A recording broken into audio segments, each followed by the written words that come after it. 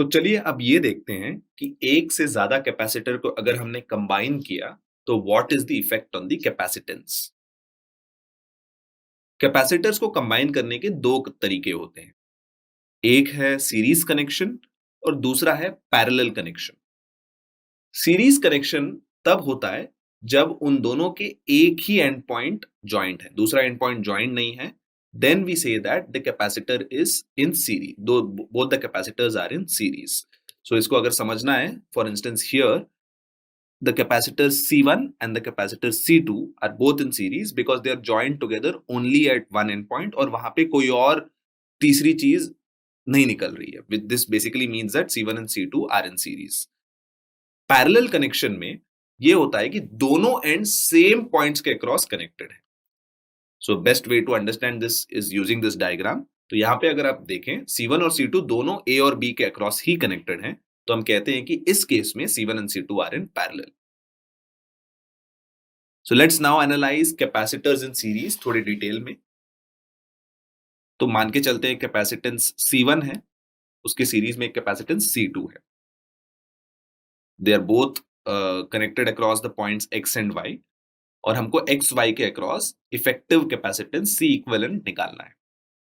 तो अगर हम लेफ्ट मोस्ट प्लेट पर Q चार्ज दे दें, so what will happen is by induction in the opposite plate there will be a minus Q charge.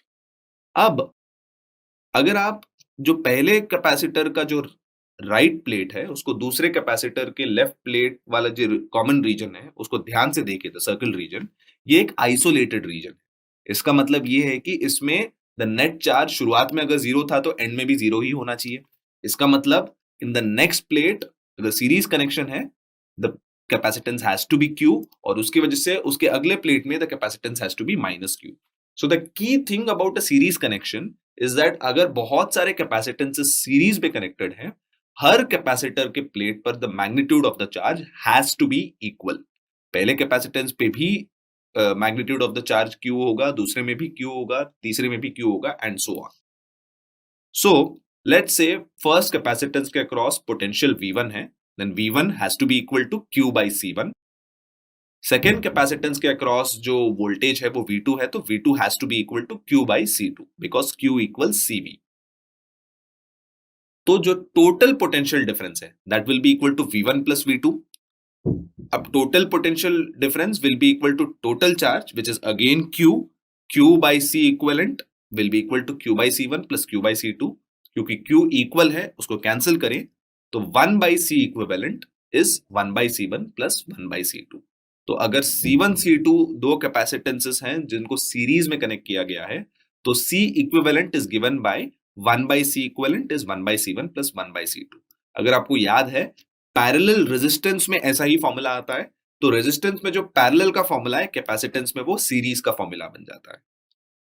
तो अगर एक तीसरा कैपेसिटेंस ऐड करें तो भी कुछ ऐसा ही होगा, उसमें भी चार्ज Q और माइनस Q ही होगा because charge remains equal in capacitors connected in series. तो V3 will become Q by C3 and V अब बन जाएगा V1 plus V2 plus V3। So Q by C equivalent बन जाएगा Q by C1 plus Q by C2 plus Q by C3। Hence 1 by C equivalent is the sum of reciprocals of C1, C2 and C3। तो अगर n capacitor series में है तो 1 by C equivalent is nothing but हर एक का reciprocal निकालो, उसको add करो, उससे मुझे इफेक्टिव कैपेसिटेंस का रेसिप्रोकल मिल जाएगा।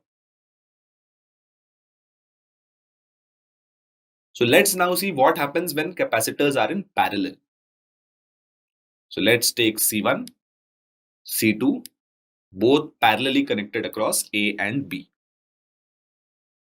So the total voltage V in this case, parallel connection में voltage constant होता है, right? Because both are connected across the same points. So इसमें charge अलग होगा because voltage is constant. तो ऊपर के capacitance में let's say the charge is Q1. So Q1 has to be equal to C1 into V. नीचे के capacitance में let's say the charge is Q2. So Q2 has to be equal to C2 into V. दोनों case में potential difference V ही होगा। So the total charge, अगर effective capacitance निकालना है तो total charge is Q1 plus Q2। अब total charge क्या होगा? Total capacitance into voltage। So C equivalent into voltage is C1V plus C2V। अब V constant है, which means it can be cancelled across from both the sides of this equation. So C equivalent is C1 plus C2. तो अगर आप याद रखें, resistors में जब series में कनेक्शन होता है तो R is R1 plus R2. So you must have studied it in 9th और 10th standard. तो कैपेसिटेंस में जो पैरेलल का एक्सप्रेशन है वो रेजिस्टर के सीरीज के एक्सप्रेशन के बराबर होता है. So C equivalent in a parallel case is C1 plus C2. तो अगर मैं तीसरा कैपेसिटेंस कनेक्ट करूं, Q3 होगा उसका charge and Q3 will be C3V. So Q would be Q1 plus Q2 plus Q3, and hence from the same steps, following the same steps, we get C equivalent is C1 plus C2 plus C3. So parallel connection में अगर हमको effective capacitance निकालना है, हमको बस individual कैपेसिटेंसेस को add करना है.